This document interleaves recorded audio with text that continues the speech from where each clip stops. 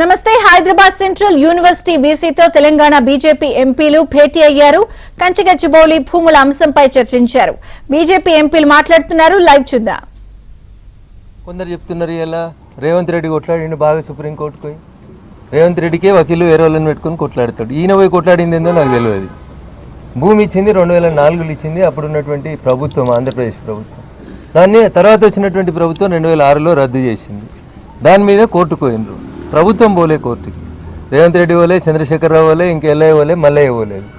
భూమి ఏ కంపెనీకి అయితే ఐఎంజీ అనేటువంటి కంపెనీకి అలాట్ అయిందో ఐఎంజీ కంపెనీ నాకు ఇచ్చిన భూమిని తర్వాత వచ్చిన ప్రభుత్వం గుంజుకున్నది. ఇది మంచి పద్ధతి కాదు, నాకు ఇయ్యండి, నేను క్రీడలను అభివృద్ధి చేస్తా అని పోయింది. నీకు అది చేసేటువంటి శక్తి కానీ సామర్థ్యం కానీ లేదు, నీకు అది ఆ భూమి ఇవ్వడం తప్పు అని చెప్పి హైకోర్టు ఆ కేసుని కొట్టివేసింది. హైకోర్టు కొట్టేసిన తర్వాత మళ్ళీ రాష్ట్ర ప్రభుత్వం పోలేదు. మళ్ళీ అదే సంస్థ సుప్రీంకోర్టుకు పోతే హైకోర్టు ఇచ్చినటువంటి తీర్పు కరెక్టే ఉంది, దాంట్లో మేము ఇన్వాల్వ్ కావాల్సినటువంటి అవసరం లేదని చెప్పి సుప్రీంకోర్టు 2024 సంవత్సరం లోపల ఆ జడ్జిమెంట్ని కన్ఫర్మ్ చేసింది. హైకోర్టు ఇచ్చిన జడ్జిమెంట్ని. ఇక 2024 కంటే ముందు ఈయన పోయింది ఎక్కడ, ఈయన వకాలత్ చేసింది ఎక్కడ, ఈయన ఆర్గ్యూ చేసింది ఎక్కడ, ఈయన ప్లీడర్లను కలిసింది ఎప్పుడు, అసలు వీళ్ళ కేసు ఉన్నదనే విషయం కూడా తెలియదు. సరే వచ్చింది. ఇవాళ ఇష్యూ అయింది. అప్పుడు 400 ఎకరాలు ఇవ్వడాన్ని హైకోర్టు తప్పుపట్టింది. హైకోర్టు వెనక్కి ఇమ్మన్నది. వెనక్కంటే ఆ భూములు ఎవరి? ఆ భూములు 2324 ఎకరాలకు సంబంధించినటువంటి భూములు, అంటే సెంట్రల్ యూనివర్సిటీ భూములు. ఆ 400 ఎకరాలు మీరు ఇచ్చిందే చెప్తున్నారు 2324. ఇందిరమ్మ రాజ్యం పొద్దుగాలైతే ఇందిరమ్మ పేరు లేకపోతే వీళ్ళకి బతుకు తెరవేలేదు. మరి ఆ ఇందిరమ్మ అప్పుడు ఇచ్చినటువంటి సెంట్రల్ యూనివర్సిటీ భూములు 2324 ఇప్పుడు యాజిటీజ్గా కాంపౌండ్ వాళ్ళు కట్టిరు రేవంత్ రెడ్డి గారు. మిగతా పంచాయతీలన్నీ తర్వాత మాట్లాడుకుందాం. ఒకవేళ 2324 లేవు, 2012లో అప్పటి కలెక్టర్ రాసినట్టు 2185 ఎకరాలే ఉన్నాయి. అందులో ఈ 400 ఎకరాలు కూడా వీళ్ళదనే చెప్పిండు కలెక్టర్, కానీ కోర్టు పరిధిలో ఉందని రాసిండు. కోర్టు ఎలా భూమి ఆ ప్రైవేట్ వ్యక్తిది కాదు అని చెప్పింది. అంటే భూమి ఎవరిది అవుతుంది? సెంట్రల్ యూనివర్సిటీది అవుతుంది. 2185 ఎకరాలు 2012 సంవత్సరంలో ఉమ్మడి ఆంధ్రప్రదేశ్లో రంగారెడ్డి జిల్లా కలెక్టర్ ఏ భూములు అయితే సెంట్రల్ యూనివర్సిటీ భూములని రాసిండో అవి సెంట్రల్ యూనివర్సిటీకి ఇచ్చేస్తే పంచాయతీ అయిపోతుంది. ఇక నిన్న మన కొందరు శుద్ధ పూసలు మాట్లాడుతున్నారు, మేమే కాపాడినాం భూములను, మా నాయననే కొట్లాడిండని. అసలు తప్పు వాళ్ళు చేసారు.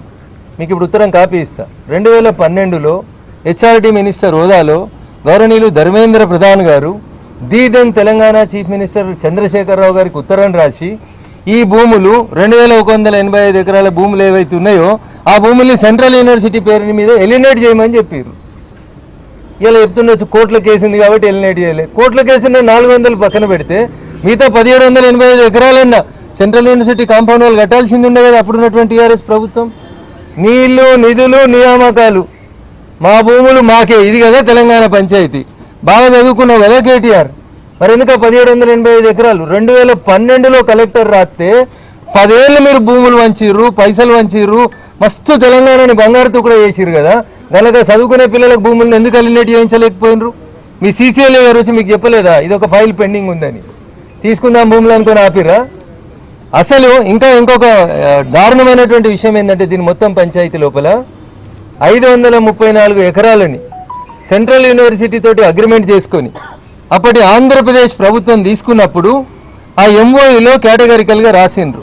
ఈ 534 ఎకరాల్లో అగ్రిమెంట్ రాసిన రోజు అన్న దయించి అర్థం చేసుకోవాలి మీడియా మిత్రులు, 397 ఎకరాలని ఈరోజు మీకు ఇస్తా ఉన్నాం. ఇంకా మిగిలినటువంటి 134.08 ఎకరాలను అందులోంచి 50 ఎకరాలు 30 రోజులలో రిజిస్ట్రేషన్ చేస్తాం, 90 రోజులలో మిగతా భూమి మొత్తాన్ని సెంట్రల్ యూనివర్సిటీకి రిజిస్ట్రేషన్ చేస్తామని చెప్పిండ్రు. So that MO is not fulfil. తీసుకున్నదేమో 534 ఎకరాలు, ఇచ్చిందేమో 397 ఎకరాలు.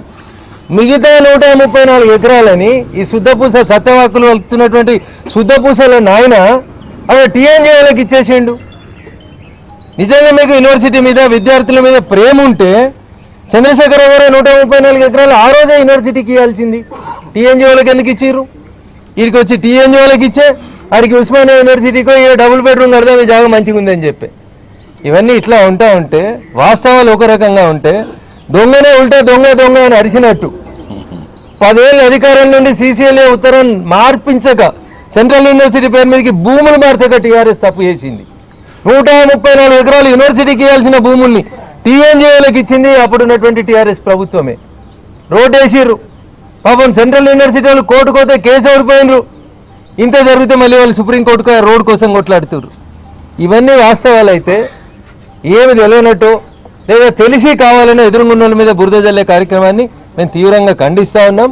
సెంట్రల్ యూనివర్సిటీకి ఇచ్చిన 2324 ఎకరాల భూముల్ని అయ్యా రేవంత్ రెడ్డి గారు, నీ నోటెక్కేలు వచ్చే మాట సత్యమే అయితే, నీ పాలన ఇందిరమ్మ రాజ్యమే అయితే, నువ్వు ఏ ఇందిరమ్మ పేరు చెప్పుకొని అయితే బతుకుతున్నావో ఆ ఇందిరమ్మ నాటి కాంగ్రెస్ ప్రభుత్వం ఇచ్చిన 2324 ఎకరాలకి ఫెన్సింగ్ ఎత్తావా, గోడ కడతావా కట్టి ఆ విద్యార్థుల్ని కాపాడు.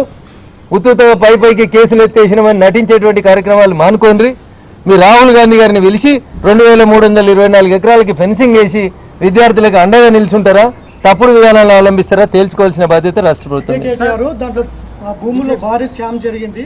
ఆ భూముల స్కామ్ వెనక బీజేపీ ఎంపీ అనేది ప్రధానంగా 2 రోజుల్లో పూర్తి విషయాలు బయట పెట్టే పూర్తి ఆధారాలు. సో మీడియా మిత్రులకు నా విజ్ఞప్తి ఏంటంటే 2 రోజులంటే పెద్ద దూరం లేదు. ఈ 2 రోజులేం వారిపోము.